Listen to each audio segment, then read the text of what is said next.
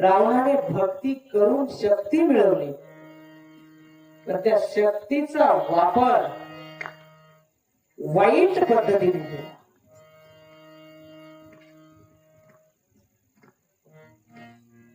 वरदान कशासाठी दिलं? वाढावया सुख भक्तिभाव धर्म. भक्ती वाढावी, भाव वाढावी म्हणून भगवंत प्रसन्न वरदान देत असतो. त्या भक्तीचा वाढ खुंटवण्याचा प्रयत्न रावणाने केला. भगवान प्रभू रामचंद्र जेव्हा दंडकारण्यामध्ये येतात तेव्हा माणसांच्या हाडांचे ढीग दिसतात त्यांना, आणि हे ढीग लावणारे रावण आहे. म्हणून त्या रावणाला मारण्यासाठी जो वाट लागतो समुद्रावरून,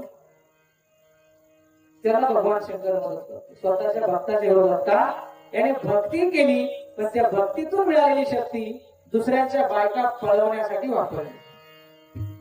वाल्मिकी रामायणामध्ये वर्णन आहे, अशी एक जात नाही, गंधर्व असेल, मनुष्य असेल, देव असेल, ब्राह्मण असेल, वैश्य असेल, शूद्र असेल, राक्षस असेल, असुर असेल, सगळ्या जातीतल्या सुंदर सुंदर बाया, दिसली सुंदर बाई पोचला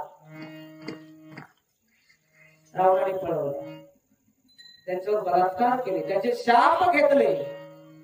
ज्यावेळेला रावण मेला त्याला त्याची बायको रडून आठवते त्याला की जेवढ्या स्त्रियांचे शाप घेतलेस ना तू, कुठल्याही पतिव्रता स्त्रीचा अश्रू जमिनीवर पडलेला व्यर्थ जात नसतो. त्या प्रत्येक स्त्रीचा एक एक अश्रू म्हणजे तुझ्या अंगाला लागलेला एक एक बाण आहे. कोणाची अवस्था आहे? ज्याने कैलासासहित शिवशंकर उचलला.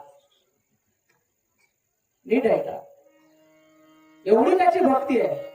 ज्याने रचलेलं शिवतांडव स्तोत्र, ज्याने निर्माण केलेलं संगीत, ज्याने निर्माण केलेलं व्याकरण आजही प्रमाण मानलं जातं, त्याचं फक्त कॅरेक्टर भ्रष्ट झालं, त्याला चौकात जाळलं.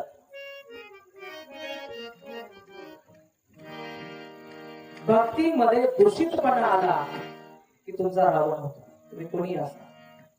त्याच्यामुळे करुणिया मन एक विध किंवा करुणिया मन शुद्ध भावे भक्ती करायची.